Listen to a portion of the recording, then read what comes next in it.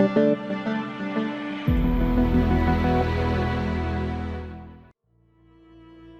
Android 10 on OnePlus Nord via Pixel Experience ROM. Please check the description for important notes and all the download links. First download ROM and GApps packages, then transfer the downloaded files to the phone storage, link is in the description below. Step 2. Boot your device into TWRP recovery. Once in TWRP, click on Wipe, Advanced Wipe, and select the check boxes, as shown in the image, excluding internal storage. Step 4. Swipe the button to wipe the device. Step 5. Go back to the recovery main screen, and tap on the Install button.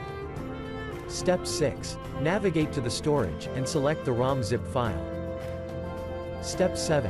Finally, swipe the button on the screen, to install ROM file. Step 8. Flash the GApps zip package, in the same manner. Step 9. After GApps flashing completes, select Wipe Cache and Dalvik from bottom left side of screen, and swipe to wipe. Step 10. When the flashing process is complete, hit Reboot System. That's it, you have successfully installed the ROM on your device.